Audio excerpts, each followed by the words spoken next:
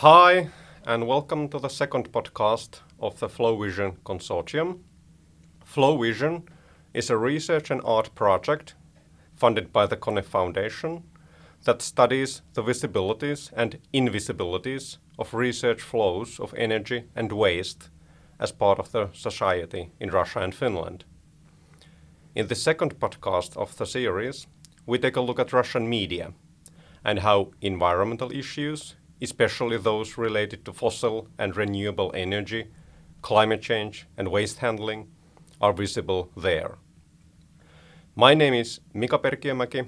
I am a postdoctoral researcher in the Alexander Institute at the University of Helsinki.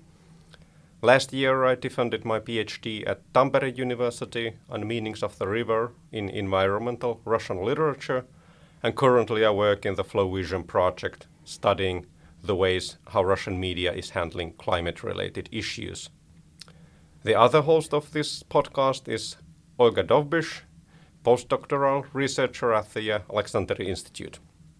Olga works at the intersection of media studies, critical algorithm studies, and Russian studies.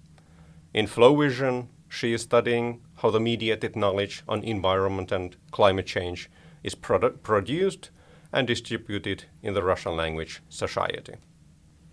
Hi, and we are happy to have as our guest today Angelina Davydova from St. Petersburg. She's a Russian environmental and climate journalist who writes to, for example, Kommersant, a widely read Russian daily newspaper that concentrates mostly on politics and business. She's also the director of Bureau of Environmental and Information, the NGO based in St. Petersburg. Additionally, she is active in the academic field and she teaches in various Russian universities and has been a research fellow at University of California, Davis. She contributes regularly to international media sites and has been an observer of the United Nations climate change negotiation process since 2008. Angelina visited us here in Helsinki at the Alexander Institute. Welcome, Angelina. Would you like to say a few more words in a bit more detail about what you are working on at the moment? Thank you, Olga and Mika, and thank you so much for having me here on this podcast. It is a true pleasure for me, and it is a true honor. And yes, I would like probably to elaborate a bit more why am I here in particular in Helsinki at this point in time and why I visited you in Alexandria Institute and also now here at the library. So since last year, I've also been involved in one Russian-Finnish project, which is called Recite Sustain and which is also supported by the Kone Foundation. And we aim at bringing sustainability practices to art residences and art processes and establishing connections between Russian and Finnish artists and Russian and Finnish art residences practitioners. And within this project, I'm visiting here now in Helsinki, where I haven't been since November 2019, as I calculated on the way here in Allegro. So we would like to start with a rather general question. There are probably many listeners in the audience who are not very well aware about the visibility of environmental issues in Russia and the Russian media. So how does a person living in Russia or who speaks Russian in 2022 find relevant information about environmental issues? Thank you for this question. From my experience, there are quite a number of ways one can find information about environmental problems, solutions, also ways to engage in environmental campaigns. And one way is to read traditional media, online or elsewhere. And here I would say that the presence of environmentally related information has been really growing in the last few years. I should probably take one step back and say that I've been someone who's been covering environmental issues since 2008. And I've seen and I've experienced this massive difference in interest towards environmental topics in Russian media. So if back then it was something like an empty field, nowadays you would probably say that most media cover environmental topics to a certain extent. And to kind of summarize all of this and maybe even also categorize that kind of information, I make my own categorization of it. And here I would say that on one hand, you can find information about environmental issues in mainstream media. That can be general political media, business media, but also like more entertaining media. So that would be kind of category number one. Now, category number two, what had also experienced a very vast development in the last few years, is the specialized environmental media. And we also see many new media outlets appearing mostly online and in social media, which specialize on particular aspects of environmental news. Some can report more on environmental protests. Others can report more on environmentally friendly consumption. Someone else can report on renewable energy. So there are all these rather small, but still growing in their importance and influence media outlets which appeared in Russia in the last few years. Then there's also a group of media which are created by the environmental organizations, so non-governmental organizations. And then there's also obviously a new group of media which has experienced development all over the world recently. And here I speak about social media. And also in social media, we have quite a few of specialized groups in social media.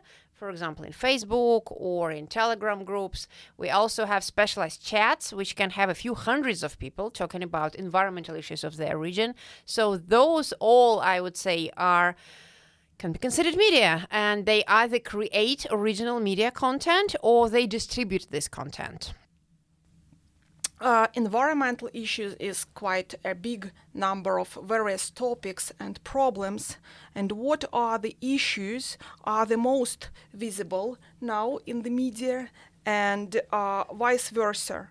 Are there environmental issues that you think would deserve more attention in the Russian media?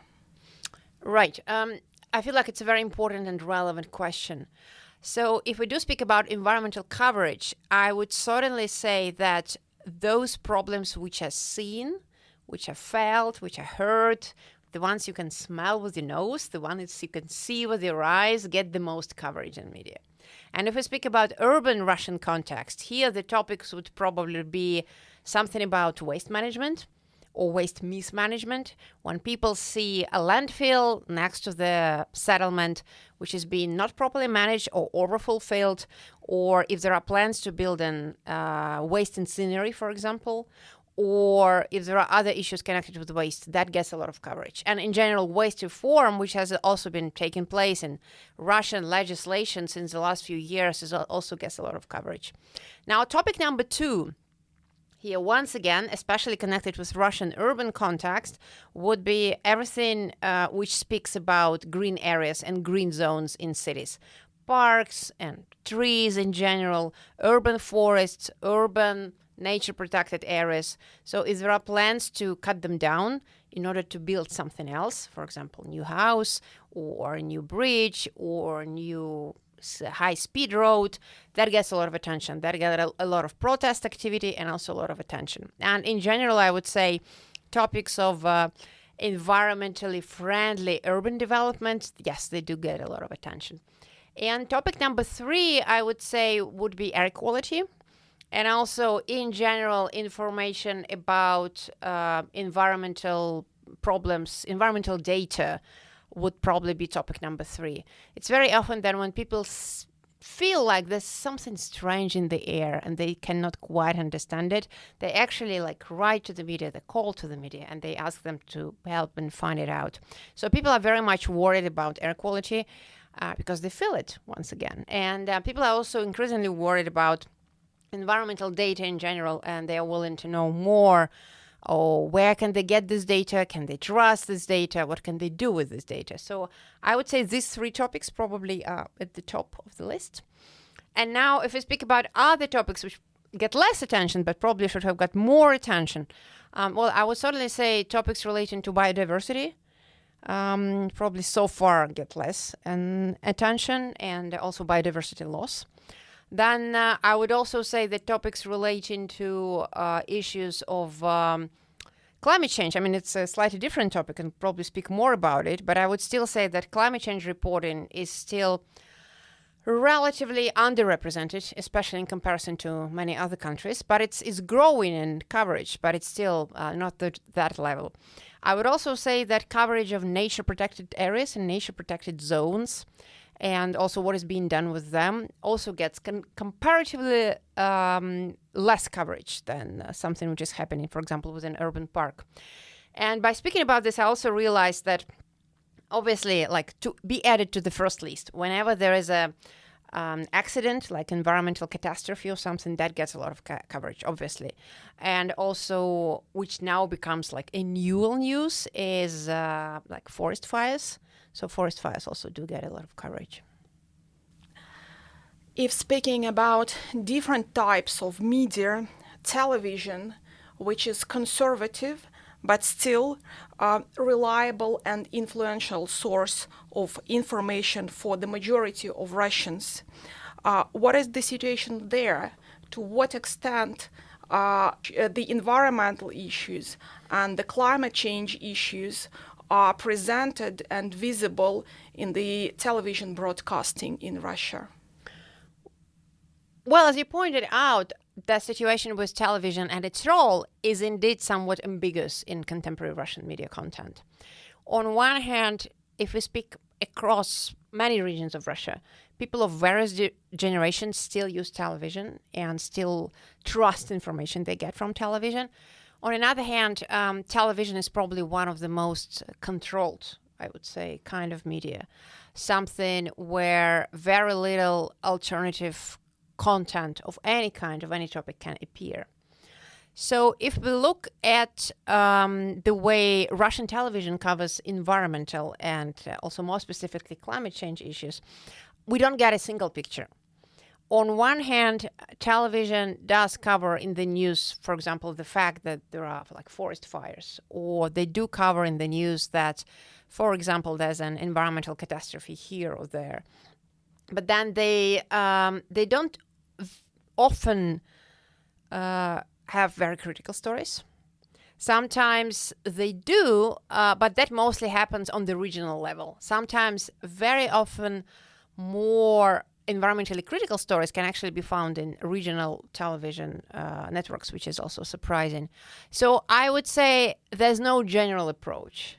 In a way, if a certain story becomes too far to not to be reported, they might notice it and they might make something on it. On another hand, if there's a like political will not to have the story being presented publicly, they might not. I would say, for example, one of the largest protest campaigns in Russia, which was a few years ago, which was in Shias in Arkhangelsk region, it hardly got any coverage on television, but it was all over other media and all over social media, and like almost everyone, I think, in the country knows about it. As to climate change, once again, I mean, there's no general solution. On one hand, we still have this evening shows where hosts would be making jokes about climate change and how climate change is a hoax, it has been invented elsewhere, and how Russia will actually profit from warming climate if that happens, or how, Western countries are trying to make more money with climate-related regulation. On another hand, you also get other kind of content. For example, you can have stories about melting permafrost, or you can have stories about sandstorms or desertification in the south of Russia. So it very much depends.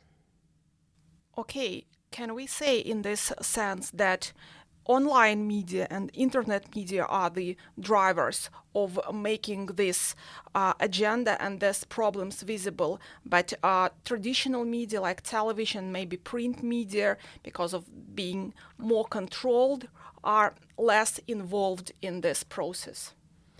Well, I would agree to it to a certain extent. I would certainly say online media is the driving force behind it, and television certainly lags behind. We can hardly speak these days about pure print media in Russia, because there are like almost none media outlets which is just pure print. Most of them have a combined system when they're both print and online media. And even traditional like print combined with online media have been paying more attention to environmental topics recently. So I would certainly say online media, yes, is the leading force, and then come traditional print and online, traditional media like represented online, radio, and yes, television probably the last. How about other visual media than TV? Then, I mean, climate fiction, for example, is a huge trend internationally in both literature and film. So how would you describe the situation with environmental cinema in Russia at the moment? And can you name a recent Russian fiction film that you would find interesting from an environmental point of view? Right, that's a very interesting question. Actually, as you were asking it, I was also thinking, do I know any like climate fiction books in Russia? Because I've also read quite a number of the like US published climate fiction books, including Kim Stanley Robinson and a few other ones. And I was thinking, do I know anything similar in Russian like book fiction and literature fiction? And I couldn't remember anything. Maybe I should write one. As to the movies and also documentary and fiction movies, there's also been a trend in these topics becoming more important for filmmakers, both the documentary films and the fiction films. For a number of years, there have been these two festivals in Russia. Well, actually, there are many more festivals, but there are just two film festivals I wanted to mention. And one of them is called Eco Cup, Eco Chashka in Russian. And that has been happening for more than 10 years now in Moscow and also many other cities across Russia.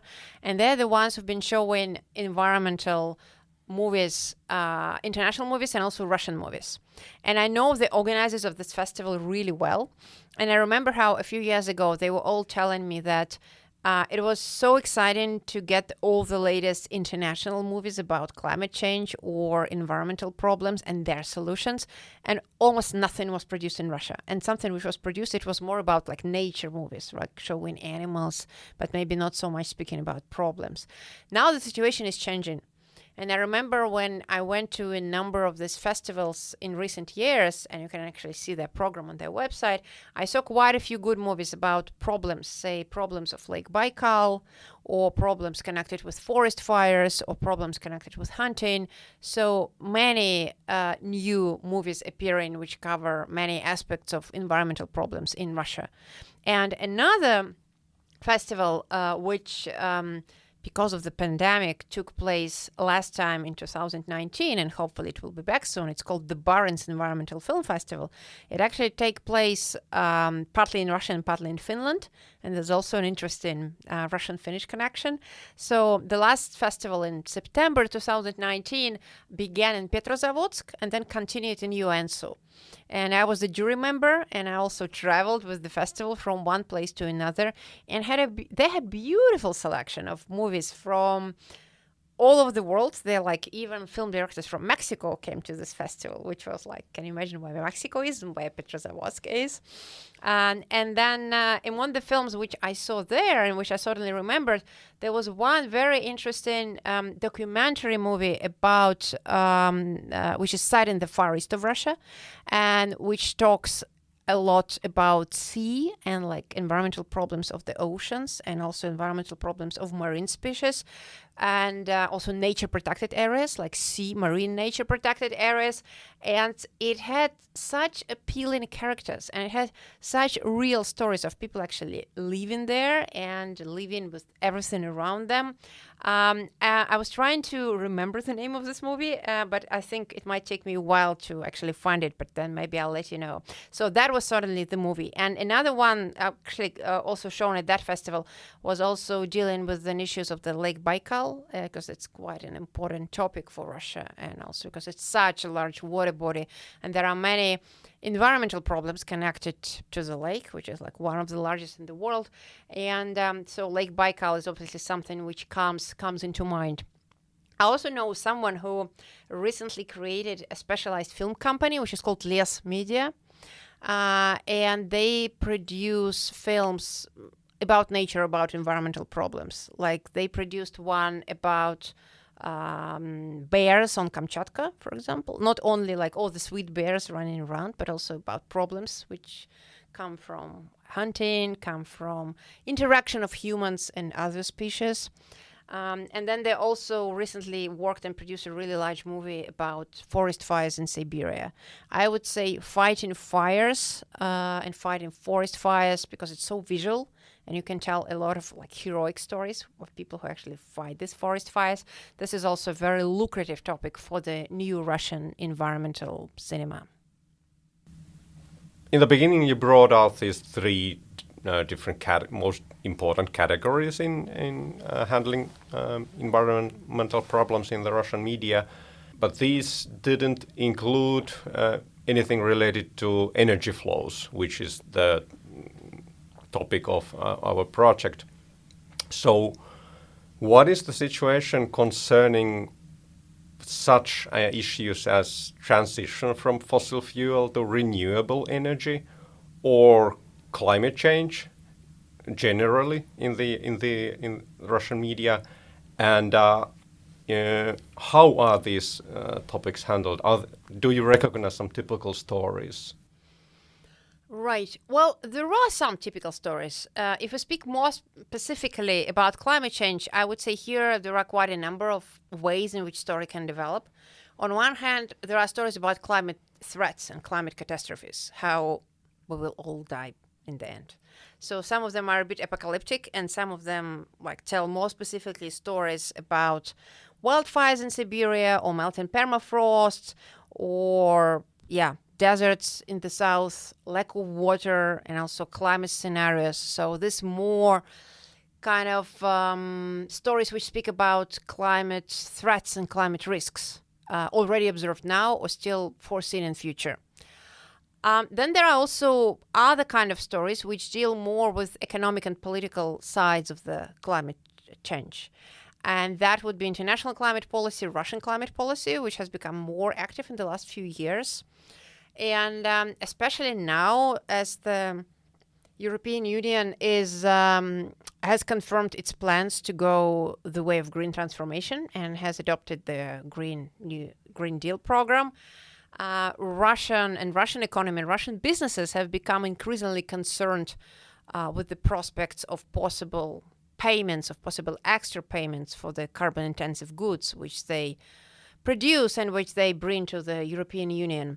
So something which is called carbon border adjustment mechanism, which is suggested and which is proposed by the European Commission, makes very big story in Russia, in Russian business media in particular. It is also something that Russian businesses are increasingly worried. But in general, I feel like in the last few years, the whole topic of what is the role of Russia in a new decarbonized world is becoming more and more important. There's this growing understanding that Russian economy is very much based on fossil fuel extraction and exports, but also production of other carbon-intensive goods like metals or fertilizers or chemical industry products. And the question is how we can transform this economy and what could also be new Russian competitive advantages in the new economy, in the economy of the future, which will be low carbon or no carbon, which will be aware of carbon footprint of most of products produced. So there are talks about it. There are also, like especially in specialized media, like in business media and in media which specializes in energy covering. And in Russia, there are quite a lot of media outlets, mostly online media outlets, which cover specifically energy issues.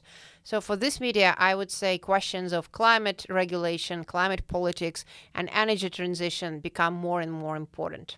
I think we're finally getting to the point where Russia realizes this is all serious and is also trying to take a look what like Russia can do and also companies can do, what businesses can do, how economy can be rebuilt.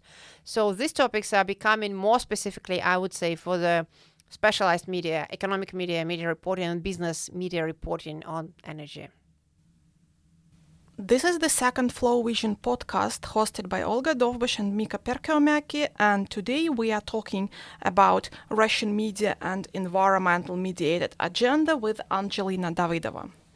And my next question will be about the role of social media platforms, which are of great importance today. And what is, in your opinion, the role of discussions, public discussions in social media, in the overall public debates on climate change and on environmental issues as well? Well, it's not a surprise that they play a very big role as elsewhere. And you have various kinds of discussions. I mean, you can find pretty much every opinion online these days. There are groups and channels which are climate skeptics. There are groups and channels which are climate activists, like there's a Russian Fridays for Future movement, which are also active online and they make their campaigns online. There are numerous regional environmental groups. I think I also mentioned them earlier. And they can function as a group in VK, Vkontakte. They can function as a chat for hundreds of people in WhatsApp. WhatsApp groups are especially important for the far east of Russia and some parts of Siberia. There are also Telegram channels, specialized Telegram channels, which act as actually media sources and which produce stories and which produce news. And on the other hand, there are also specialized Telegram like chat groups for people, say, for example, if someone is interested in recycling, there are many groups for recycling companies or recycling businesses where they discuss a lot of practical issues. There are many groups for example, experts who work in the area of circular economy in Russia, or groups which work in the area of renewable energy in Russia. I myself is a member of many of such groups, and I'm trying to follow everything what happens them. And as I said, you can find groups of, say, ESG specialists from large companies, also from large companies being in one kind of groups. We have such group, and it's called the Green Drinks. It has a few hundreds people from international companies working in Russia, Russian companies, ESG specialists, also scholars and academics who exchange news, exchange opinions, sometimes post job vacancies or sometimes ask questions. So this is like one kind of group. But they also have a group of climate activists, which can be another kind of group. So there's like a whole, like one could say, media diversity in the area of social media and environmental social media. Do you see a lot of climate denial discussions on Russian social media? As now, in case of COVID-19 vaccination, we see that the communities, the groups of anti-vaxxers can be very active and very visible in the public debates. To what extent this parallel is relevant to climate change debates, and to what extent those who deny climate change are active and visible and anyhow influential? Well, there's a certain degree of climate denialism on social media. On one hand, I can also experience it myself. Sometimes when I post my latest article about climate change, I do get comments such as, oh, climate change is a hoax, it doesn't exist, look at this winter, it's been so cold, or Russia will profit from climate change, it's all irrelevant, we have other problems, so you have this. On the other hand, you also have specialized groups and even like Telegram channels, which can be considered climate denialists or climate skeptics. You also have some reporting, some like professional media reporting, which is also climate skeptical, and there are a few journalists which are they can be called climate skeptics. And sometimes also on television, as I mentioned earlier. So there is a share of climate skeptics. I wouldn't say it's like super massively present, but I also think there's a huge difference with the pandemic and the anti-vaxxers group. Because they got so active because they had a reason, right? There was a massive vaccination campaigns, and then there were like COVID passes introduced. So they had a reason to be so active.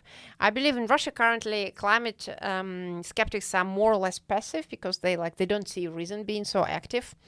There've been a number of such groups and such initiatives in the last years, which have been supported maybe by some like business companies and business actors who didn't want, for example, Russia to join the Paris Agreement or Russia to introduce any kind of series of climate regulation.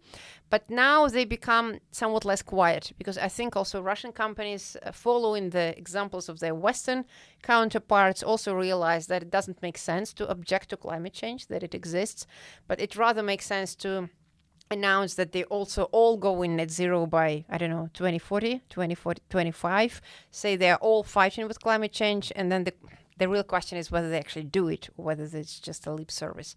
But anyway, so I feel like there became less organized or like financially supported climate skepticism, but there's still a certain percentage of climate skepticism out there, also on social media.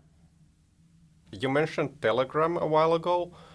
Did I get it right that it's an influential channel for spreading environmental information, both for companies and organizations, as well as individual people? Exactly, because in Telegram you can have both the so-called channels, which act as like micromedia, one can say. Sometimes it's not even micromedia because it's being read by hundreds of thousands, if not millions of people. And on the other hand, you can also have group chats in Telegram where people of particular interest can ask something from each other directly, can express opinions, but can also spread media content in every form. So yes, it is influential. And how about other types of grassroots initiatives? Like, of course, blogs are a more old school way of grassroots initiatives to get their voice heard.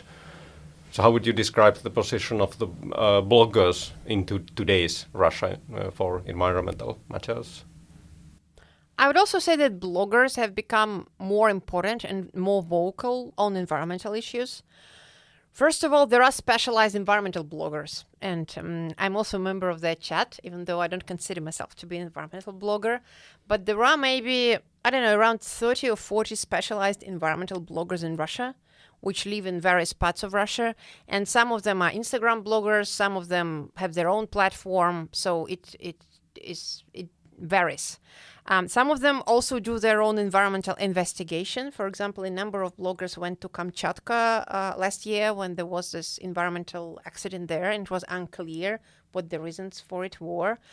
Also, some bloggers go to cover, for example, wildfires when they appear and when they take place. So they actually do on-the-spot coverage straight away. And many of these bloggers have a lot of resources. They also have their own teams. They also have a camera. They have drones. So they can like use all of them. So a blog is not necessarily just one-person media. And another trend which we've seen is that some other like very popular bloggers, the so-called millionniki in Russian, so someone who has more than 1 million subscribers or readers, they also turn gradually more towards environmental topics and also like climate topics. And from time to time, they produce content which tells their readers about environmental problems and sometimes even about climate change. So yes, I would say there are both specialized environmental bloggers and also just general, very popular star celebrity bloggers who are beginning to pay their attention to environmental topics. So far, in higher education in Russia, there are no bachelor or master programs on environmental journalism. How do people end up doing environmental journalism? Do you see any typical trajectories on the people's ways to become an environmental journalist? I would say there are no typical trajectories. Everyone goes their own way. I came to environmental journalism being first an business and economics journalist. I was someone who was reporting for Kommersant on economic policy for many years. And then I left journalism for a while and I worked for international NGOs, and I learned a lot about environmental cooperation, environmental problems, and also climate change. And later I came back into journalism and I realized I want to write about all of this, everything which I learned. And nowadays also not only write, but also speak about it, because I also have, I run 2 radio programs on Echo of Moscow in St. Petersburg. And I also host 2 podcasts, one in Russian and one in English, which is called the Eurasian Climate Brief. And I would say, yes, so there's no common path. Some universities and some journalistic faculties actually run courses in environmental journalism. I teach one of such courses at the St. Petersburg State University, the School of Journalism there. I think the Moscow State University also has a similar course at their Faculty of Journalism. Then there are a number of courses on environmental journalism and environmental blogging from journalistic training programs or environmental NGOs. For example, Bellona which also works in Russia. It organizes a number of environmental journalism training courses, which are free and everyone can take place in. They sometimes organize these courses on a region-based approach, and sometimes just organize these courses online, and that, a similar course would probably last for about 5 days and will have various speakers, and people can listen a lot and people can gain new knowledge and expertise. Now, how people do come to environmental journalists and journalism, there are also various paths.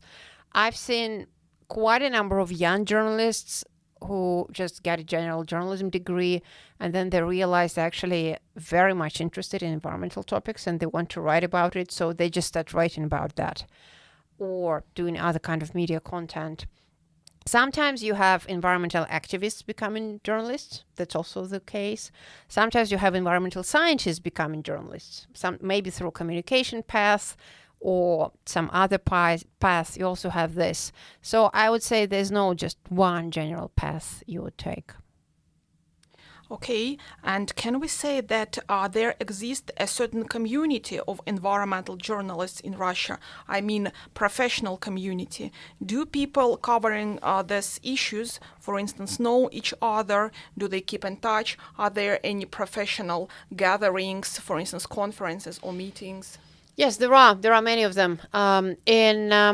There's an like All Russia Association of Journalists, and what it's called Journalists and Ecologists, which is based in Moscow, and which also works as a network, and people get connected and people talk to each other, and there's a mailing list. Then there's St. Petersburg-based Association of Environmental Journalists, which existed for many years, and it meets regularly offline once every month. But otherwise, there's also some communication going on in social media. Other than that, there are many mailing lists, which once again have been existing for many years. There are also WhatsApp groups, like following these media schools, these journalistic educational programs organized by Bilona. WhatsApp groups have been created, and for example, in a WhatsApp group there could be something like 400 people from all over Russia who took part in the school and who exchange information, sometimes ask for contacts, share their stories. So there's something very active going on. As I mentioned, there's also this group in Telegram which unites environmental bloggers and some journalists, so I'm also part of this. So yeah, there's a lot of cooperation, there's a lot of like various forms of associations and unions, and just people know each other, people help each other, and people are trying to cooperate. What is the role of local media in environmental agenda in Russia? What kind of topics do this media cover, and how active are they in this sphere? Well, here I would say environmental topics are also somewhat new to many regional media outlets. And the main topics for them would be local environmental issues, something which is happening at their region. And the problems I already mentioned, air quality, environmental data in general, maybe wildfires, maybe if there's a polluting industry in that particular region, it would be covered a lot. Waste and everything which has to do with waste. Urban green areas, parks, environmental protests. If there's a large polluter working in the region, then there'll be quite a lot of stories about that. And then there's a lot of regional specificity, like, say, regions in the south of Russia would have different stories than regions in the far east of Russia. Overall, I would say for many regional media outlets, it's still a comparatively new topic, but it's also something which appears and which is becoming more important. I also feel like in many regions, bloggers and also like local bloggers is a huge topic. And here, once again, we see how also local bloggers turn their attention more towards environmental agenda. As it becomes more important for the general public, for people who live in the area, it also becomes more important for the local governments, and it also becomes more important for the local companies and businesses. I have a feeling that local media is getting probably more significant and important probably in relation to the environmental issues, because some topics which are very local, which are very determined by the place, might be covered and might be visible only in local media and never shown in national media because of the scale of these events. Do you think that the role of local media is getting more important in relation to us getting more interested and involved in environmental problems? On one hand, yes, I would agree to what you say. On another hand, local media is also experiencing much more political pressure and pressure in general than the national media in Russia. It's also more challenging for local media outlets to secure their own financing, and many of them rely on money from the local governments, grants or something similar. And the whole issue of pressure and independence is very often more a case for the regional media. I mean, recently it has also become much more a case for the national media as well. And we all know the stories how many media outlets in Russia have been announced to be foreign agents, like the very famous critical and independent media. And many others have been having financial problems and also issue of pressure on journalists or on publishers. So the problem is there, but I almost feel like in many cases, I mean, I don't like generalizing, but I feel like in many cases, those problems are more acute at the local level. Thank you very much. Thank you so much. I think it is now time to close this discussion on the visibility of environmental issues in Russian media, and thank our guest Angelina Davydova for joining the podcast. Спасибо, Angelina. Спасибо. So this was the second podcast produced by the research project FLOWISION.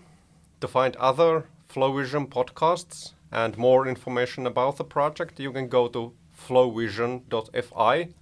That's FLOWISION.fi. Or just search for FLOWISION in YouTube. Thank you for listening. Thank you for listening. Thank you.